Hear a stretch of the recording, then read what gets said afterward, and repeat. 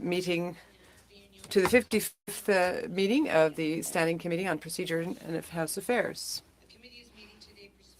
Standing Order 1083A and the motion agreed to on February 21st, 2023 concerning foreign election interference. Before we start, a reminder that all comments should be addressed through the chair. The clerk and I will maintain consolidated speaking lists of members wishing to speak. For the first hour, we have with us today from 3 to 4 p.m. from the Privy Council Office, Jody Thomas, National Security Intelligence Advisor.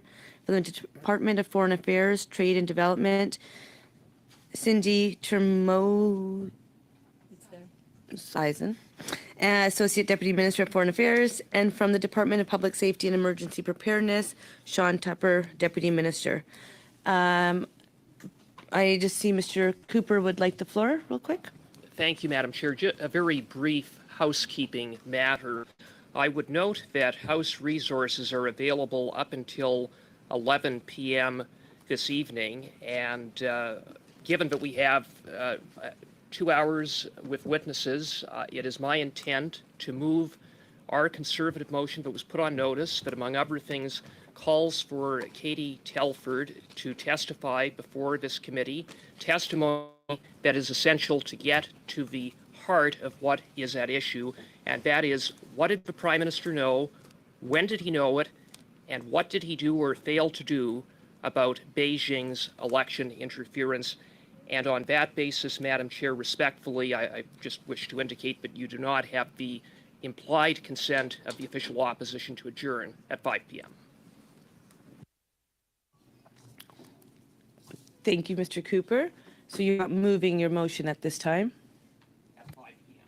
You will plan to move it at 5 p.m.? Yes. Or when we're done with the panel, the second panel. Thank you, Mr. Cooper. So I believe we will now resume with our witnesses who have so kindly joined us today. Mrs. Thomas, you will be providing opening remarks, and we welcome them now. Thank you. Thank you very much.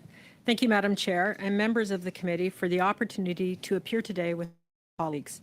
Mes collègues et moi appuyons les efforts du comité pour étudier la question de l'ingérence étrangère au Canada. It is very important.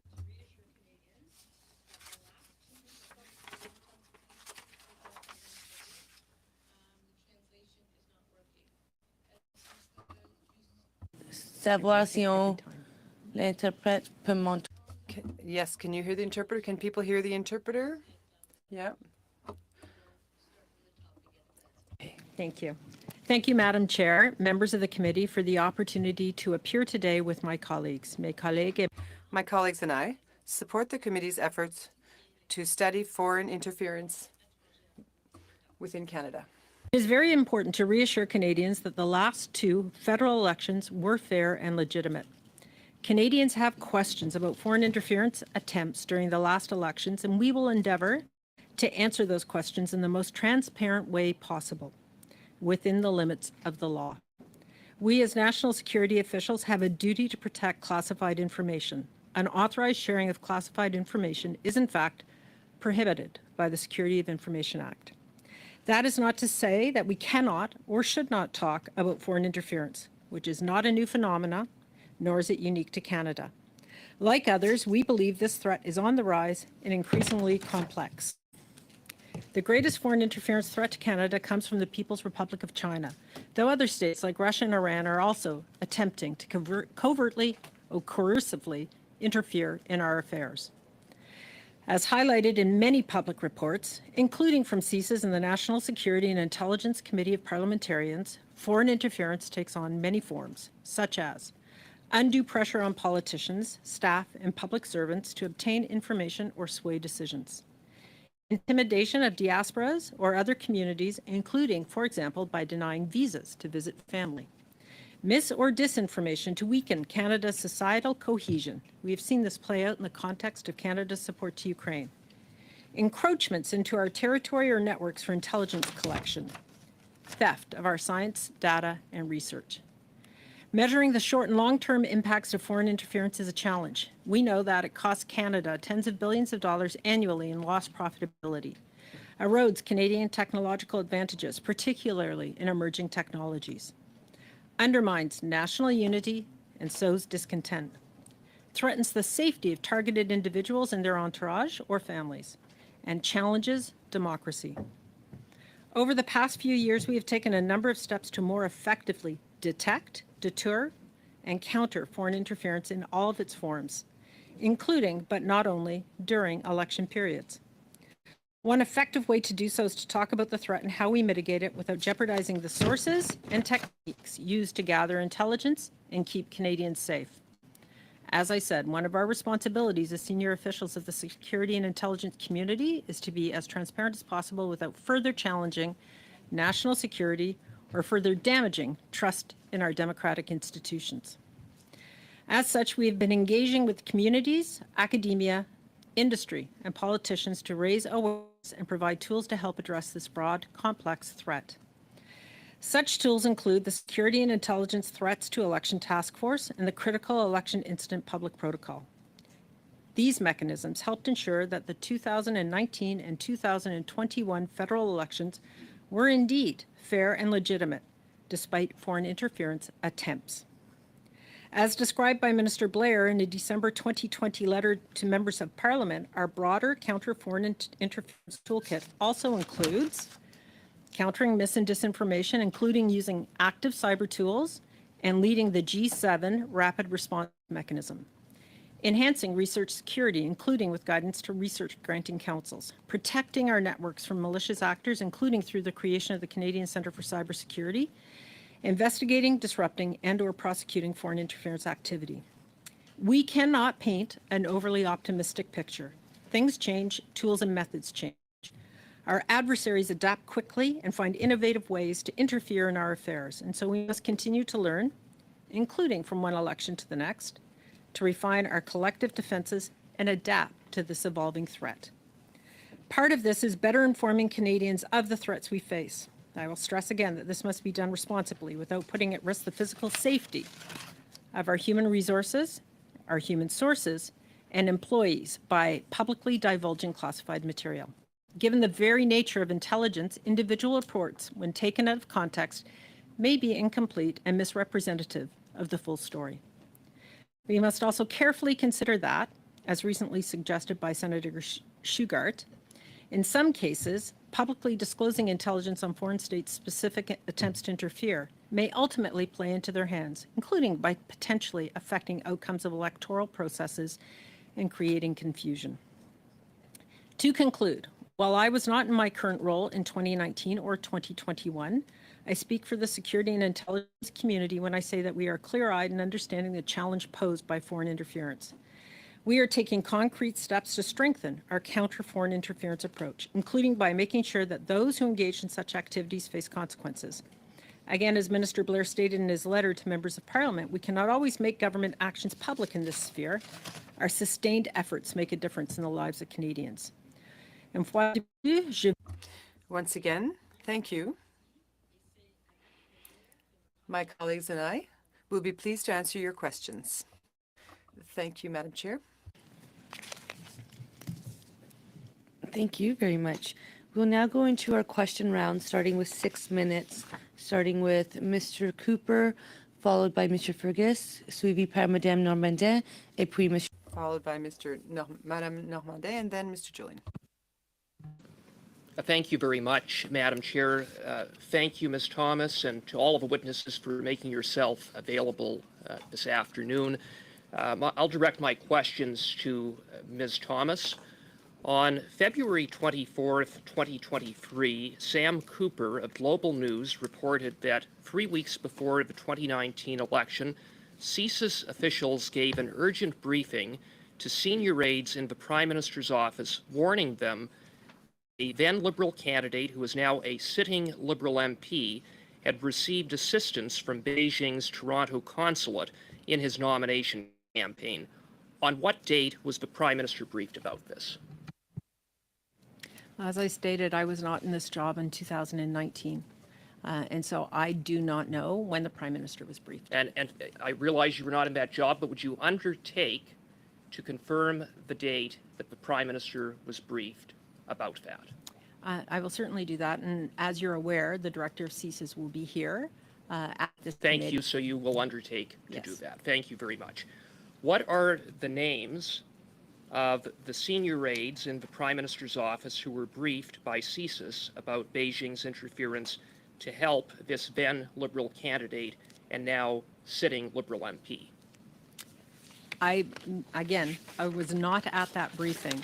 So speculating on who was briefed, CSIS will be here and they'll be able to answer that question for you. So will you undertake, given that you are the National Security Advisor to the Prime Minister, to provide the committee with the names of senior aides in the Prime Minister's office, as reported by Global News, who were briefed by CSIS? I will undertake to report the names of who was briefed as informed to me by CSIS.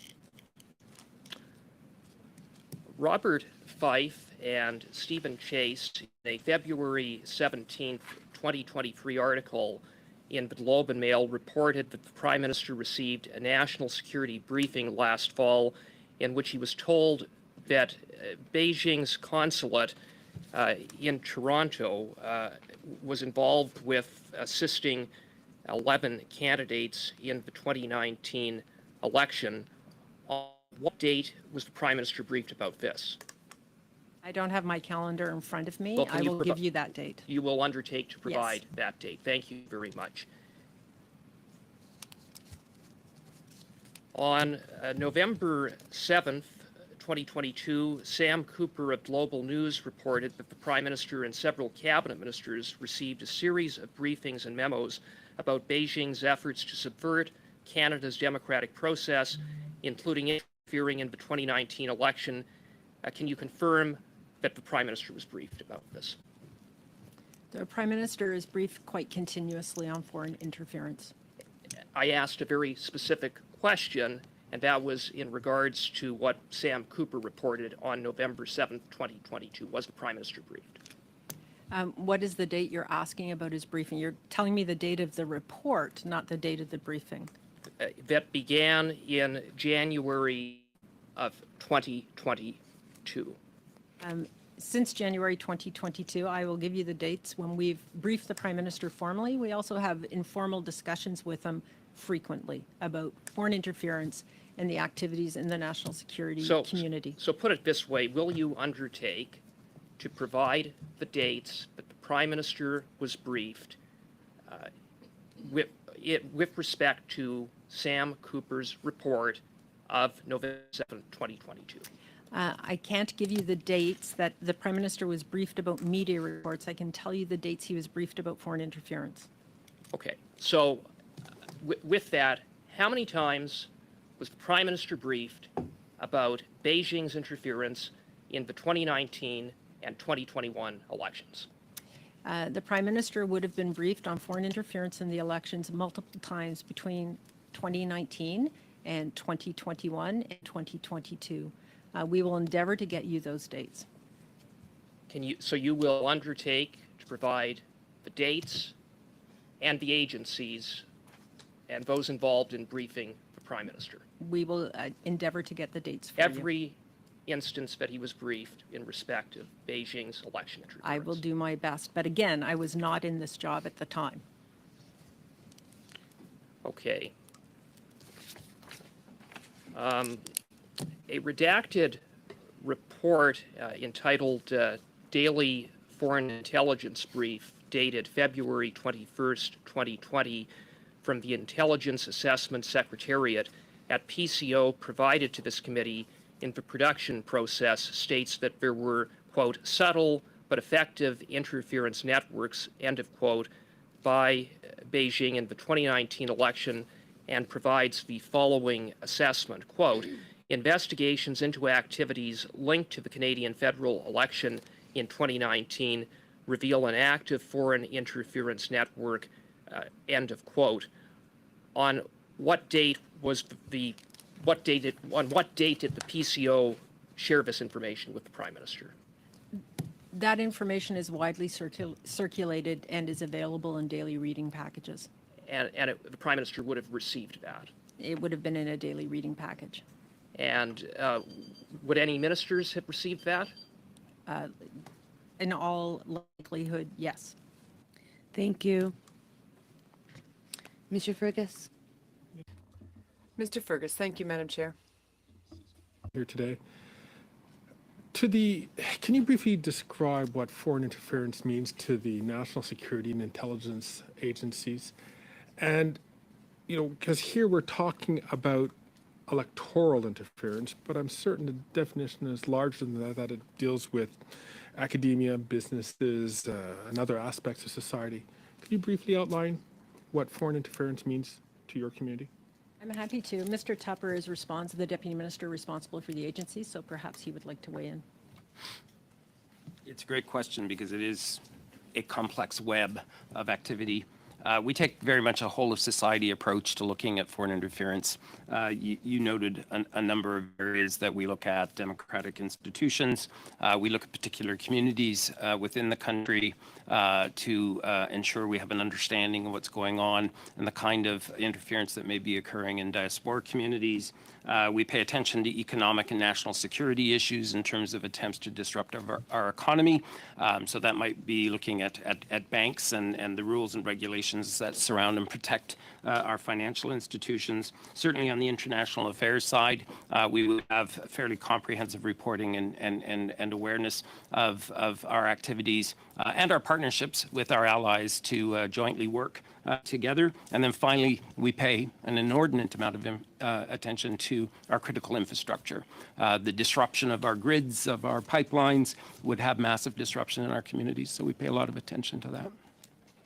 Thank you. Is it fair to say that foreign interference is not new? And have governments taken steps towards this? Are they taking steps towards this? What are the national security agencies involved in that process and to try to combat foreign interference? It's absolutely fair to say it's not new. I think that the shift that how long would you say that national security? As long as governments have opposed one another, I would offer. I think the real shift, though, has occurred in the last 5 or 6 years, and I think the more typical activities of espionage, of suitcases full of money, of coercion, those are things we've known about for a very long time. But over the last number of years, I think through the use of social media, the ability to invoke cyber attacks against states, it has really escalated our awareness and our attention to the area simply because it's more pervasive, it's more aggressive, and the potential for damage to our democracy is that much more serious. The social media has been around for a while. When did it first get onto your agenda? I think largely post the 2016 American election, where we started to understand how foreign countries were trying to influence that election. I think it was a real learning point for us to understand, particularly what the Russians had been doing. So we have paid more and more attention since that time to really understand and make sure that we have awareness of what's going on in Canada and the kinds of activities that are centered on the Canadian state. I want to talk about some allegations that I've been able to read from Walid Suleiman, who has said publicly that he served as a Conservative Party's representative on the SITE task force in 2021. He said allegations of foreign interference were brought forward as a part of the SITE task engagement with political parties, but were not taken seriously. How do you respond to that? Thank you very much for the question, Madam Chair. I'm again was not on the task force or the panel at that time. We do have very clear documentation from that representative of that political party asking questions and stating concerns with a very detailed response back to him on or about October 22nd, indicating that the 2021, that the allegations were being taken very seriously, but that we did not see the evidence that he presented in the intelligence to support the claims. Now, there have been claims since then, and we're reviewing that information to understand the full as broadly as is possible, but he was given a very thorough response at the time. Ms. Thomas, is there anything to suggest that the facts have changed since that original assessment was given There is in nothing. response to his claims? There is nothing that suggests that the outcome and that the ridings that he was concerned about were affected by attempts at foreign interference. There certainly were attempts. We have denied that.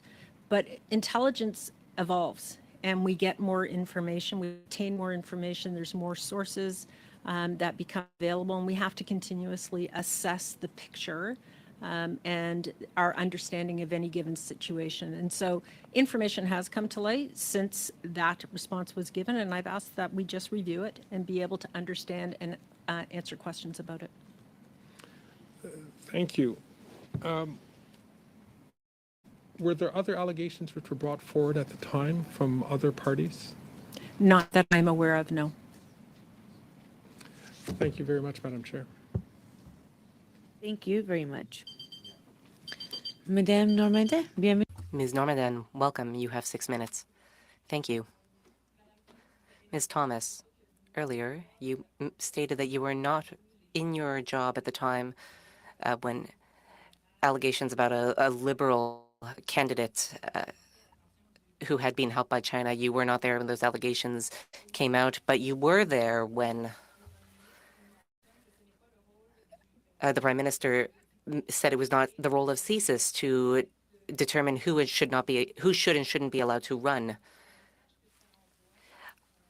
What message does this send to those people wishing to interfere in the democratic system, who wish to imbalance a political party? This idea that CSIS information was more or less put in a drawer, information about a problematic political candidate. What message does this send in terms of security? Does it give an impression that this issue is not as important as it is?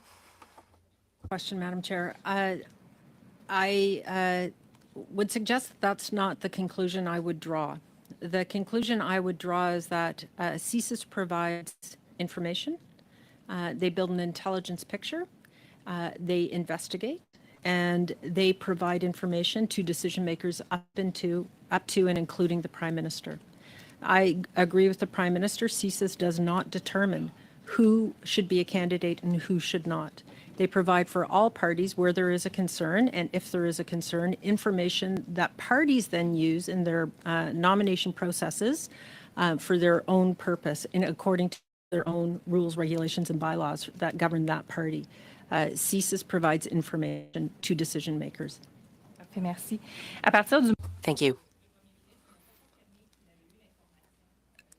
The Prime Minister stated that he had not received information about the allegations from CSIS, or rather that he wouldn't confirm or deny.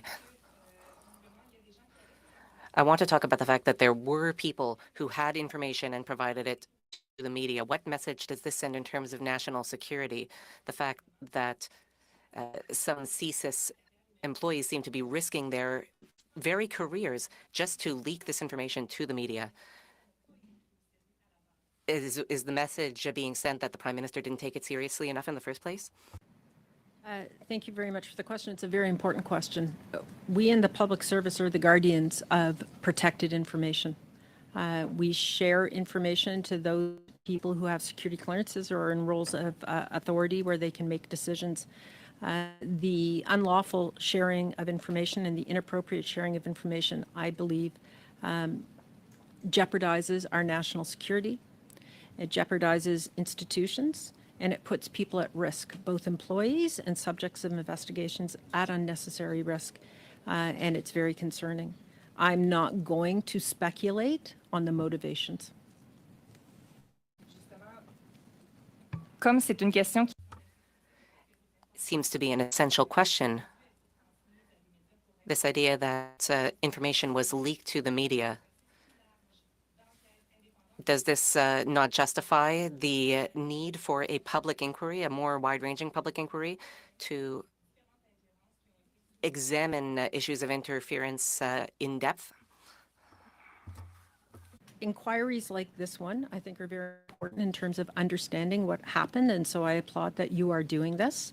I think it is important to talk about foreign interference. I think it's important to talk about the electoral process. A public inquiry will have the same limitations that this committee does, in that we cannot talk about national security information in a public forum. The National Security and Intelligence Committee of Parliamentarians was created for situations like this, where we can be absolutely transparent with them, and they can see the secret, top secret, protected information that was used to make decisions and to inform decision makers. And so I would, if an inquiry were to happen, it is through a body like that I would recommend, because an open forum is going to have the same limitations that this body does. Au niveau de l'impression que ça peut... Thinking of the impression that this could to give, the idea that this release could cause a panic. How would you assess the fact that people wishing to shine a light on foreign interference, which may have taken place during elections, were accused of racism? Does this not create cynicism? A cynicism that could be countered through a public inquiry,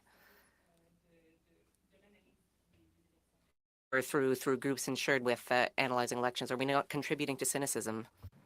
I think it's important to note that members of the Chinese community came out yesterday and said it is important to talk about this, that the health and well-being of diaspora communities and Canadians from countries who participate in foreign interference feel protected as Canadians.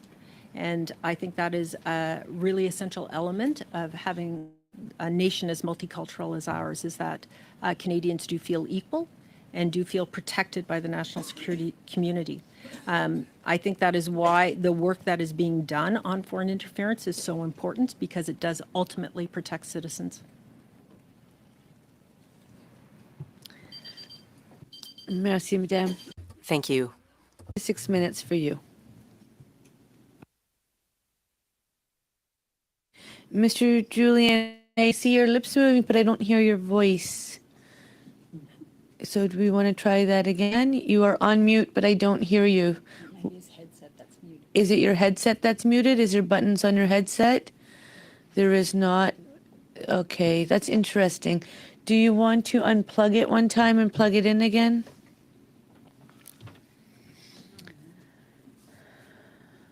We did do a sound check, correct? Huh. We did. Go! It's a miracle. Excellent. Hearing your voice Thanks is to good. our IT team, we did do a sound check. Thank you, Madam Chair. I'd like to start off by providing a notice of motion. This motion was circulated to committee yesterday with 48-hour notice period. I would be moving it tomorrow. The notice of motion reads as following: that the committee report to the House that it calls on the Government of Canada to launch a national public inquiry into allegations of foreign interference in Canada's democratic system, including but not limited to allegations of interference in general elections by foreign governments. That this inquiry be granted all necessary powers to call witnesses from the government and from political parties, including but not limited to ministers, former ministers, chiefs of staff to the Prime Minister and to the Leader of the official opposition during the 2019 and 2021 federal election campaigns, and national campaign directors for the 2019 and 2021 federal election campaigns of the Liberal Party of Canada and the Conservative Party of Canada. And that this inquiry have the power to order and review all documents it deems necessary for this work, including documents which are related to national security. I will be moving that formally tomorrow. Thank you, Madam Chair. I would like to go to our witnesses. Madam Thomas, you stated that you in a position when the events that have been described happened, but you have been in your position, I'm sure, able to read the articles written by Robert Fife and Stephen Chase, seen, of course, the reports by Sam Cooper on Global News. Will you acknowledge that the allegations that are contained in those reports are factual? I'm not going to comment on information that was inappropriately obtained. The concept and the problem and the severity of foreign interference is well documented. That there was attempts at foreign interference in the 2019 and 2021 federal elections has been documented and is quite transparent in the reports done by Jim Judd and Morris Rosenberg. And so I acknowledge that foreign interference has been attempted. If those allegations are correct, this constitutes criminal violations of the Elections Act, as we saw with the in and out scandal back under the Harper government. Dean Del Mastro, of course, in his case as a Conservative MP. Does your evaluation include criminal activity? Alors, quand on a un cas où il y a... So in cases where there are allegations of breaches of election law, those are criminal allegations. And in those contexts, how do you respond? The RCMP form a critical part of the team of people who assess activities during elections. They were aware of the information that was brought forward. They have looked at that information and have concluded that they will not pursue a criminal investigation. I know my colleagues from the RCMP will be appearing before this committee, so perhaps more detail on that can be pursued with them. Do you refer any allegations of violations of the Elections Act to the Commissioner of Elections? The Commissioner of Elections is an independent officer and indeed would pursue in their own right the ability to look at allegations as they're brought forward. No, that's not my question. I mean, if there was criminal activity or there's allegations of criminal activity, the Commission of Elections isn't necessarily going to be aware of that. Is that part of what you do in the case where these allegations come forward? Indeed. The RCMP would pursue those portions of allegations that fall under the criminal law. There would be a conversation indeed between the RCMP and the Elections Act officials or the Commission officials to look at the corresponding violations that may occur under the Act that they would be responsible for indeed. So that is something that you do when these allegations arise. You do an investigation yourselves. And potentially you also referred to the Commissioner of Elections for possible investigation. Yes. I want to ask you, and I go back to Ms. Thomas, how do you evaluate the extent of foreign interference? And I'm speaking specifically in this case, both of the Chinese government, but also the Russian government and Russian actors that have been playing a major role, as we know, in disrupting democracies, including the United Kingdom and the United States. Thank you very much. It's a very important question. We rely on the national security agencies, along with the Canadian Forces Intelligence Command, the Foreign Intelligence Unit at Global Affairs Canada, and allies to help us assess the depth and persistence of foreign interference in Canada. As we said, it's not new and it's not restricted or targeted on in Canada in particular. We use a number of tools and tradecraft that certainly we're not going to discuss publicly, but the collection of intelligence and the analysis of that intelligence in its totality, not the individual pieces, understanding the veracity of it, understanding whether it's reliable or not, understanding if there is conflicting or contradicting information helps build that picture. Certainly the activities of proxies play a role in that. Thank you. We will now continue with our 5 minutes to Mr. Cooper, followed by Mr. Turnbull. I'll be splitting my time with Mr. Berthold. Excellent. Ms. Thomas, you said in answer to a question posed by Mr. Julian, but you would not be commenting on what you claimed were reports of information that were inappropriately obtained. I would remind you of Section 15 of the Security and Information Act, which provides that no person is guilty of an offense under Section 13 or 14 if the person establishes that he or she acted in the public interest. Are you saying that it was not in the public interest for the public to know about Beijing's interference in our elections in 2019 and 2021? Is that what you're telling this committee? That is not even close to what I'm telling this committee. We have talked about foreign interference attempts publicly. The director of CSIS has. The panel of 5 did. Jim Judd did. Morris Rosenberg did. Would you, Ms. Thomas, agree that it is important to shine a light on issues of foreign interference? I would agree, Madam Chair, I would agree absolutely that it's important to shine a light on matters of foreign interference. I think it's important to do it in a responsible manner. Thank you. I have limited time. Mr. Berthold. So I'm just going to pause the clock and do a friendly reminder, because perhaps since it is a constituency, we're not remembering that when multiple people are speaking on the mic, it's difficult for interpretation. So as we are having a very important conversation, we do need to make sure that questions are posed and that provided time to answer so that we can get this information. And I will continue being lenient with some time to make sure we have that time. So, Mr. Berthold, à vous la parole. Mr. Berthold, you have the floor. Thank you, Madam Chair.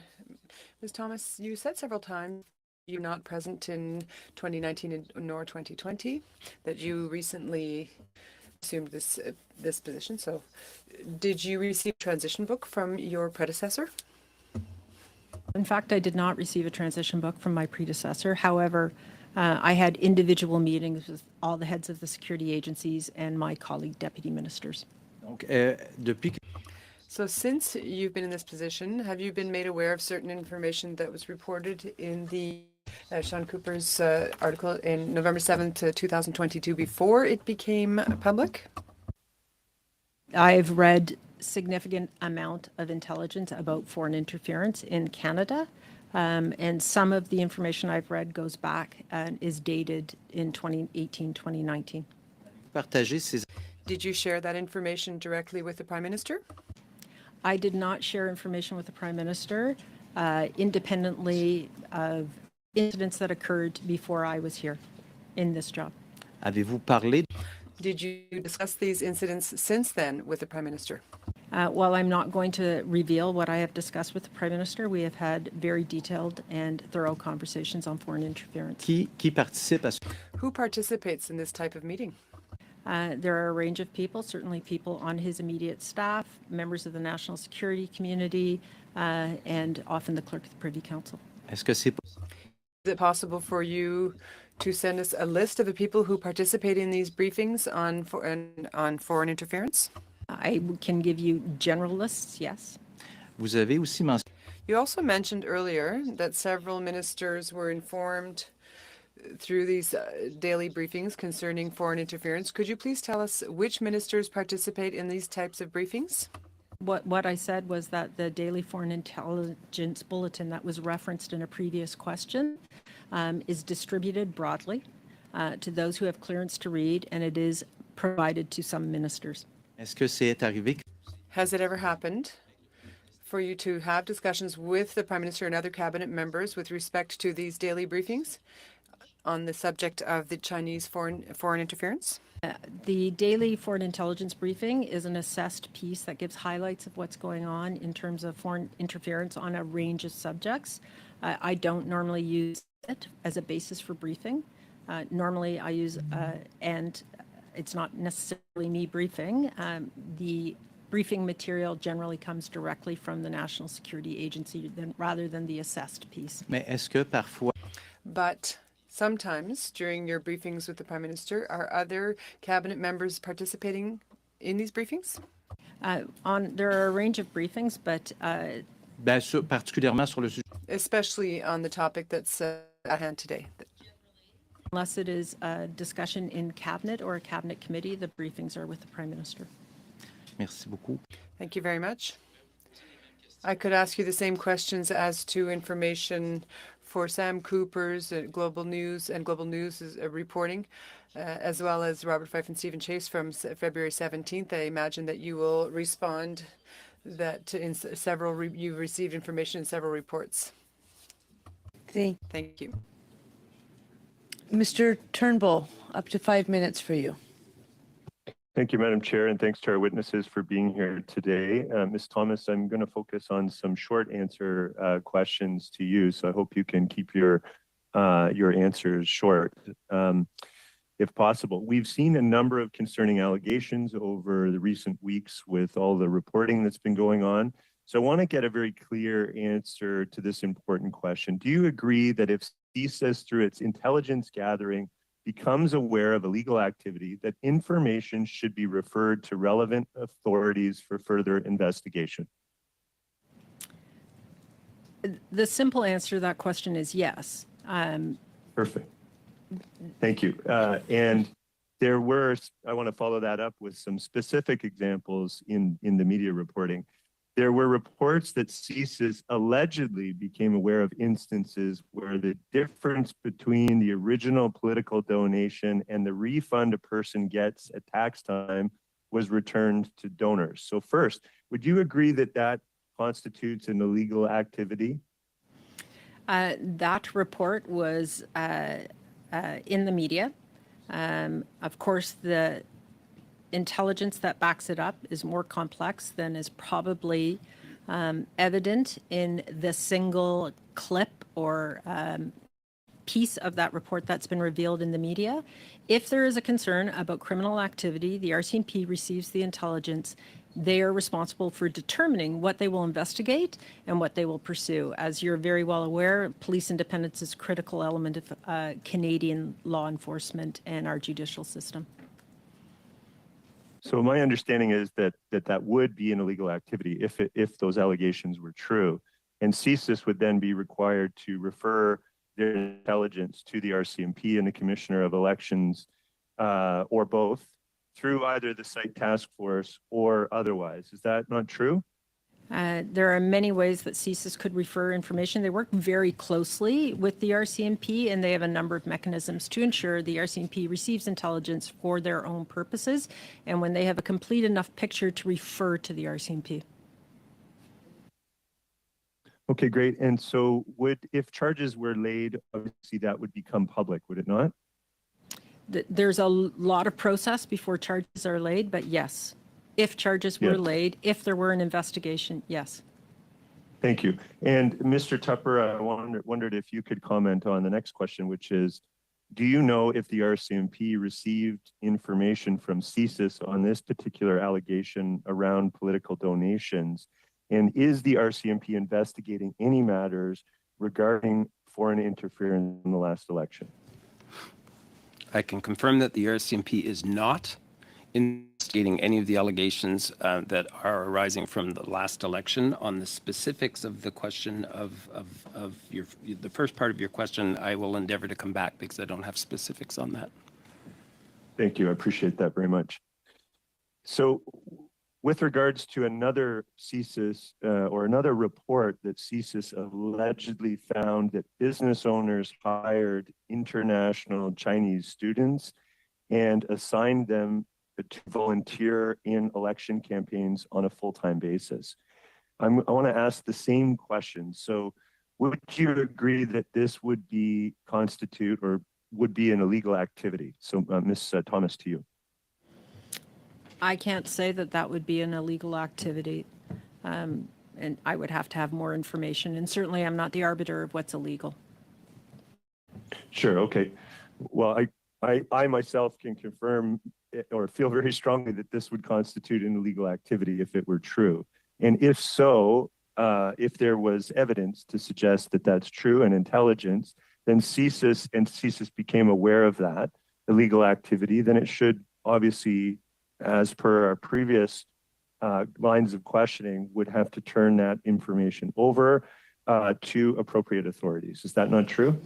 In a simple world, the answer is yes. However, one single piece of intelligence, depending on how credible the intelligence is, multiple source reporting. There's a lot that goes into change the translation of intelligence into evidence. It's a critical problem. Often the information that CSIS obtains can't be used for criminal charges because it is not intelligence, or criminal investigation because it's not evidence. I apologize. And often to proceed from intelligence to evidence means it would reveal sources or tradecraft that would be problematic, and other decisions are made in terms of how that information will be dealt with. Thank you. Thank you. Thank you, Madam Chair. Thank you. Madame Normandin? Ms. Normandin, you have 2.5 minutes. Thank you. I'd like to come back to the information we received about support for a Liberal candidate through Chinese authorities. Can this be considered as interference, yes or no? I think certainly it would be, if it was covert. Diplomats around the world, as an example, do have lists of politicians who are friendly to Canada, as an example. We do the same thing. When it becomes overt, not diplomacy, but behind the scenes machinations and perhaps malevolent, yes. Je vous arrête comme c'est. I'll just interrupt you, since that's already been covered. What about donations through third parties? Can that be considered interference? Again, if it is not in keeping with Canadian law, yes. Merci. Thank you. The information we received from the media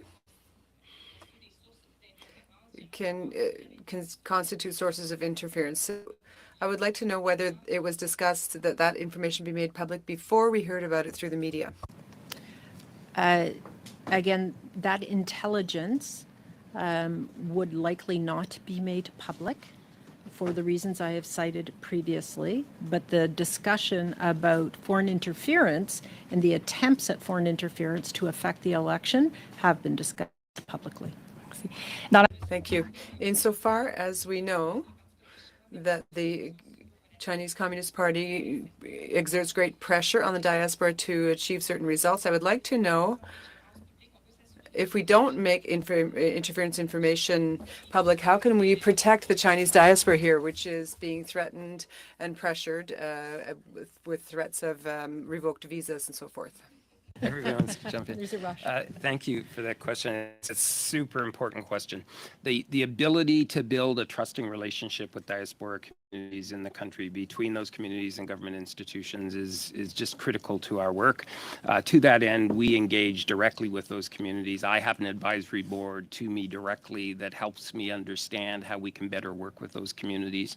The work, and I think the most perfect example of what you're asking us about is the recent questions around Chinese police stations in the country, where we were able to engage with communities. We were able to do kind of public appeals, post information, post police officers outside of those venues, engage with the Chinese diplomats in the country. That has effectively stopped the activities of those 5 police stations.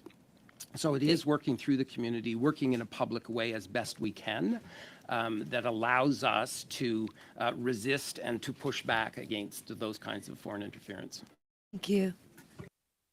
Mr. Julian, 2.5 minutes to yourself. Merci beaucoup. Thank you very much, Madam Chair. I have 2 questions.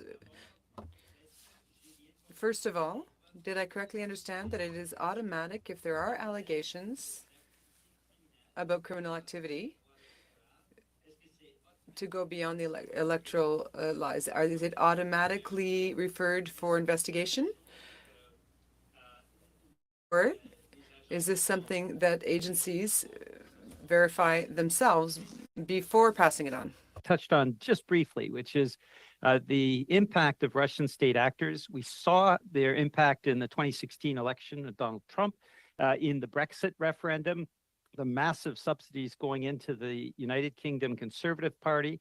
That is a scandal that erupted when the report was issued after the Conservatives were reelected. And of course, we've had concerns raised about the connection, Russian state actors and the convoy groups here in Canada. Reported by the National Observer and others, that a lot of the public telegram channels were created or repurposed to support the Freedom Convoy. To what extent is there an ongoing evaluation of Russian dirty tricks when it comes to our democratic system? And have you seen any impacts of this during our election campaign? So maybe I can answer one aspect of that, and that relates to the RRN, the Rapid Response Mechanism that was established in 2018 by Canada in the context of the G7 to ensure that we were monitoring disinformation and other online threats to our democracy. And we've certainly been looking at Russian efforts at disinformation, Chinese and other actors. So this is something that we monitor on an ongoing basis in both English and French media, but also foreign language media, because you're absolutely right. This is something we need to monitor very carefully, given its impact on our democracy. La première question que j'ai posée, c'était First question I asked was whether it was automatic when there are potential violations or infractions, according to the intelligence you receive, infractions of the Electoral Act. Are those automatically referred? So automatic. The community works together. The RCMP are part of the team that looks at this information. So they do, in that sense, have ready access, automatic access to that information. Obviously, the use of that information under the Elections Act or under the criminal law, that has to be considered between the two agencies. They both have their respective lanes in which they need to act. But certainly that information is made readily available to the agencies who would be needing to know the information. Thank you. And now we'll just finish this round with, let's do about 3.5, 4 minutes to Mr. Calkins, and then we will go to 3.5, 4 minutes to Mrs. Sahota. Mr. Calkins. Thank you, Madam Chair. My question will be for Ms. Thomas. Would the Prime Minister ever be briefed, or the Prime Minister's immediate aides ever be briefed on foreign interference without the presence of the National Security and Intelligence Advisor? I can't speak to what protocols existed before I became the National Security Advisor. They are not briefed on foreign interference by CSIS or an outside agency without my being present, or they haven't been to my knowledge unless I happen to be out of town, but then there would be an official there for me.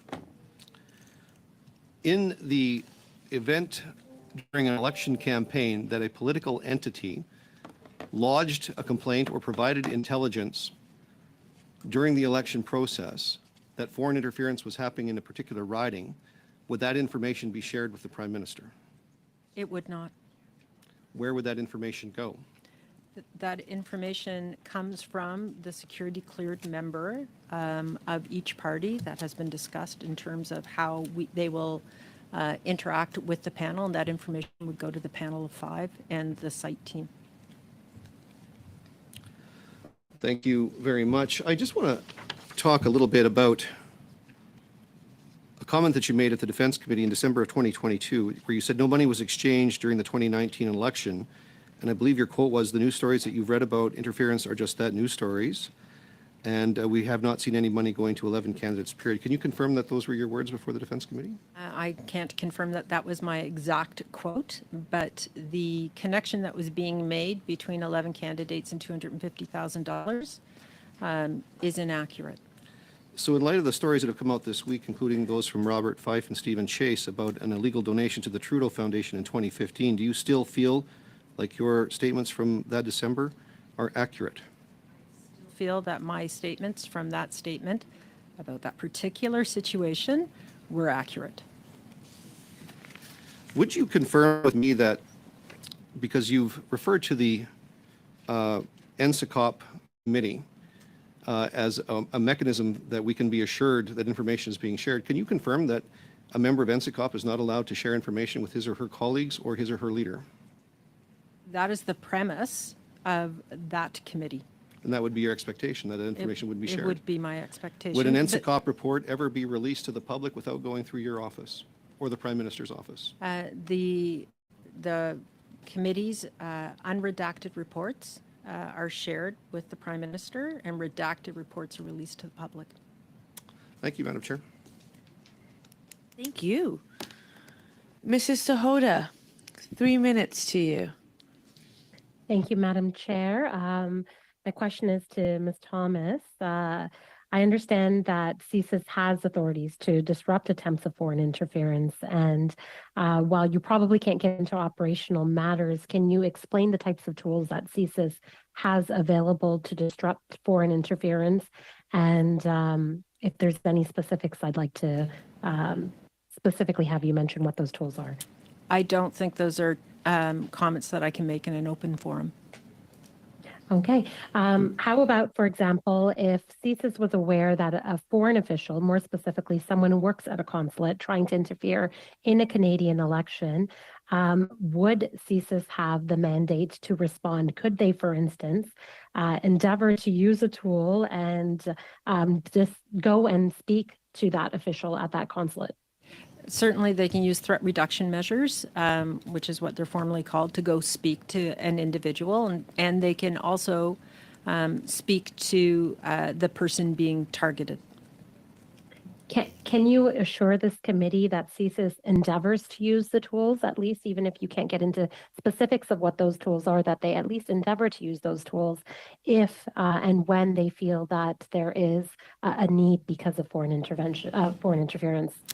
Yes, I can assure this committee that CSIS leans forward and uses the tools at its disposal to the fullest extent possible and mandated by law and their act. So the instances we've been hearing about in the global news reports, do you feel, to your knowledge, that CSIS did use the tools that they have at their disposal to intervene in these matters? Again, I'm not going to speak about specific cases and jeopardize the work that CSIS does. The director of CSIS has more leeway to answer that question about his specific work than I do. Okay, and I intend to explore those questions with them as well. Thank you. Is that it, Mrs. Hoda? Yes. Excellent. Wow. With that, I would like to thank our guests for joining us today. Thank you for your time and attention. If there's additional information as has been requested, we look forward to you submitting it to the clerk and we'll share it with all members of the committee. With that, I wish you a really good day and thank you for the good work you do. We will suspend briefly and have the next panel join us. Thank you.